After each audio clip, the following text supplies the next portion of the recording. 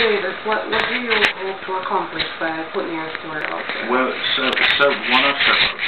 Okay. One, justice for my two little minor girls. These are our children. That's the first and foremost thing. Two, I really honestly would like to see a balance in the domestic violence system. I really know that there are women being abused, but what I'm seeing here is like how we have reverse racism, or sometimes black people would say that, oh, I've been discriminated at, and abuse the call when it's not really necessarily racism. You know what I'm saying? Because if you don't get up and move, you don't get certain things. So it's the same thing now with this, with this domestic violence now. A woman can just maliciously, because that's what my ex-wife did, and make statement, and her brother is in jail. Our brother is in jail. So we really want to have a balance, because this is really alarming to know that someone can just put their hand up like this and write a paper. And if you are not lucky, because the state prosecution rate is 97%, they lose 3% of the case. They offered me 10 years if I don't want to go to jail, because the life sentence was PBL, burglary, assault, or bachelor carry life sentence. The second charge, aggravated battery with a deadly weapon, that's a big felony again. So you do a calculated decision. Some people would say, you know what, let me take this 10 years because it's better than life.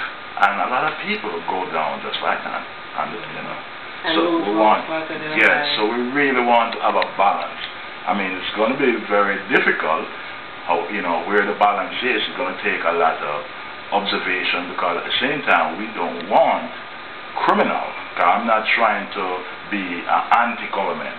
I'm for justice, and I really respect and appreciate what the forefathers of this great nation did for us. Right. And I think we're leaning away from the vision of the forefather, and I really like to see some change. I hope that answers your question. It sure did. So in a nutshell, you not only for your own purposes, the purposes of your children, and of course the purposes of other people that's going through it and don't have a voice. Yeah, and the society in large. I find that very commendable of Mr. Davis.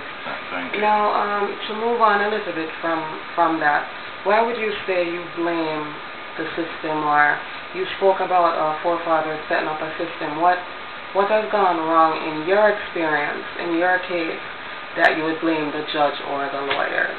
Yeah, well, what happened when in my quest for knowledge, because I'm trying to really understand, why was I in jail for fabricating lie with no bond? You know what I'm saying? No bond. And when I start to read the Constitution and recognize the process that a case should take, and realize that a judge, an honorable judge of this legal system, do not follow those rules. Someone come in your courtroom and said their jaw is broken in 2 places, and you have the right to examine those evidence. If I had seen these evidence, I could have raised certain issue, asked the judge to take judicial notice that no swelling can disappear in 15 minutes.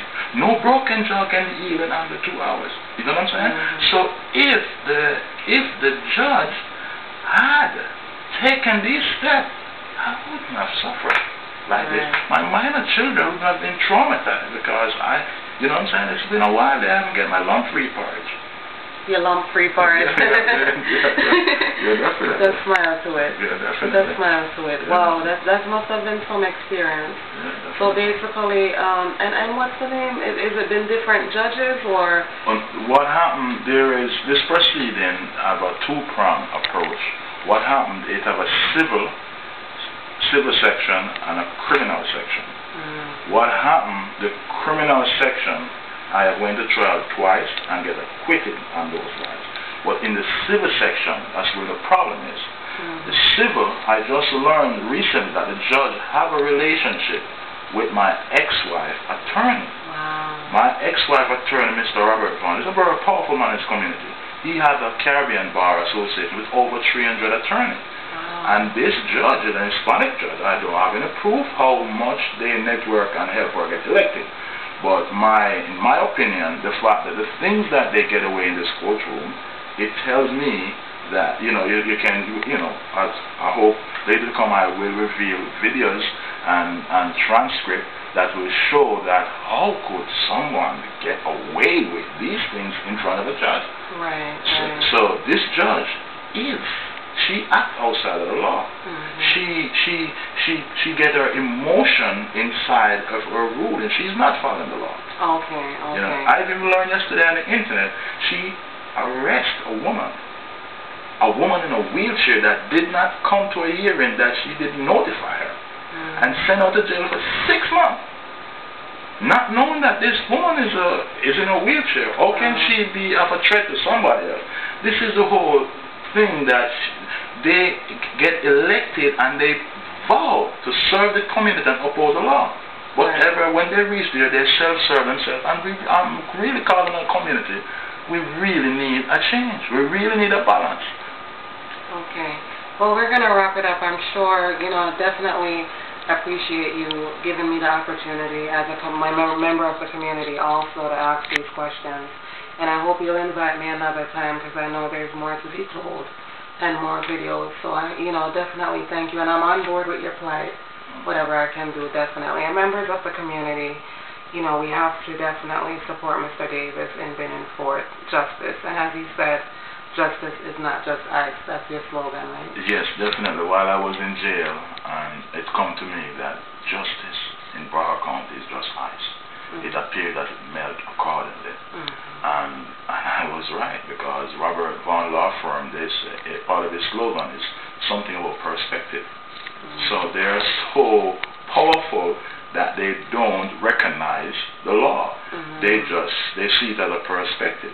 And we as a people, he has over 300 attorneys behind him.